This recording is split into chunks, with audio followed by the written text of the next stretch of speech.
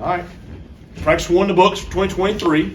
So, it was a pretty windy day out there, and it wasn't helmets. So it's, some of that stuff's not really real football yet, but it's good to be back out there on the turf. And I thought the kids had a lot of energy and a lot of enthusiasm. Obviously, a lot of new faces in the lineup, especially offensively.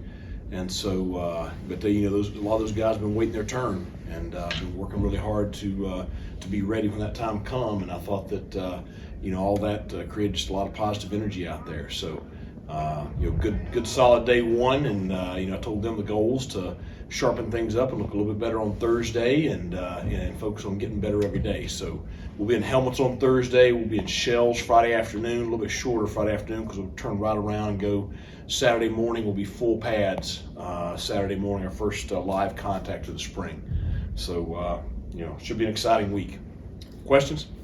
Coach, not that you guys are starting over, but with so many kind of guys maybe elevating into bigger roles, do you feel like it's more teaching this time of year maybe than past years, as far as like coaches, like instructing players? Yeah, and it's you look, like I said, offensively, those guys in that first huddle, even though they've not really been in the first huddle a whole lot, they've all been in the program.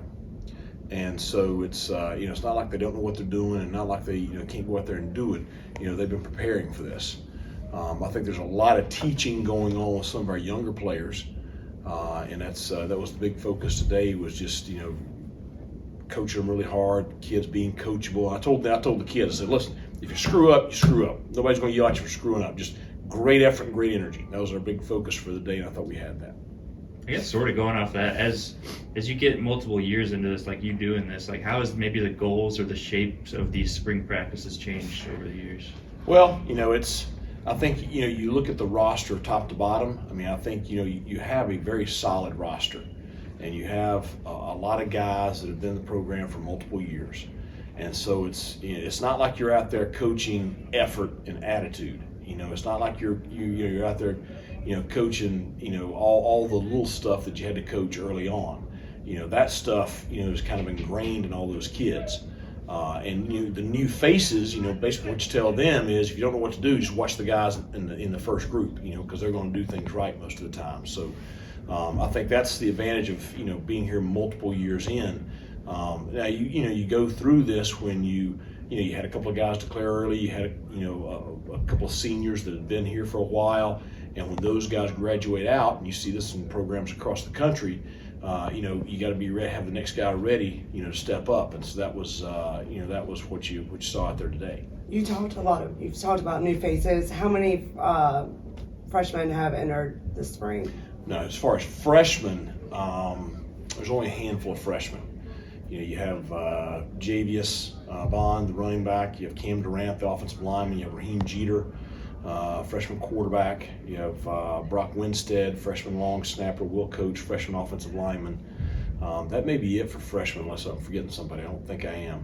The rest of the new faces are transfers. We have some new walk-ons. So you have some stuff like that. How did Mason do today? I thought he was good. Very comfortable. The good thing is, that wind out there, he's got the velocity on his throws to where he is able to throw through the wind. But I thought he had good command of the offense. I thought he looked very comfortable out there. Wrapping up winter workouts with Big John, did anybody stand out in making some big time gains or anything? Yeah, I think you have a lot of guys that stood out. You looked like a guy like Marlon Gunn. He looked like a kind of a guy on a mission during winter workouts, and because he is. He knows he's competing for a significant role this year, and that's he's working hard to prepare for that. Kerry King, that's another guy that's really had a good winter. I thought he was very consistent today, and really doing things right, very decisive in his movements, and just looked very comfortable out there. So I think you got a lot of guys that are have worked very hard for this time. Going off that, it seems like Danka, I don't know if it's a new number or what, but he looks like a different guy out there. He is long as all get out. He doesn't know where he's going half the time. All right. But the good thing about him, he goes hard. he goes hard. He is a long, athletic kid, and certainly, you're going to be able to do some different things with him, both defensively and on special teams. And, I hate that Jeremy is out this spring. The good thing is we'll get Jeremy healthy and he'll be back, and Jeremy's an experienced player.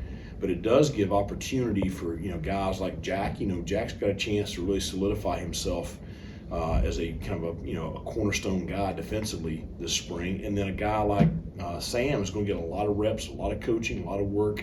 And so you should see him develop really, really solidly as we go throughout the spring.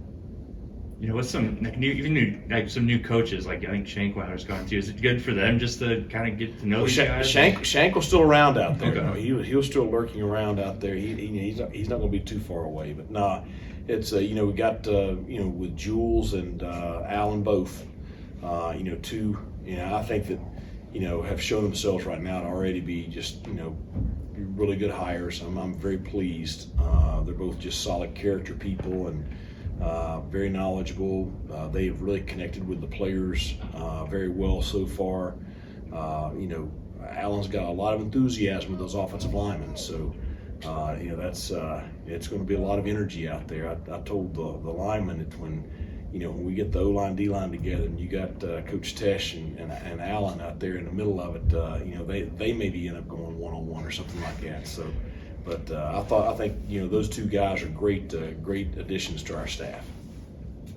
Y'all will probably know more about the offensive line when y'all put pads on, but how much are these first few weeks determining where maybe guys fit? I know y'all returned Strother and a couple other guys that have played, but just determine some of the moving pieces there.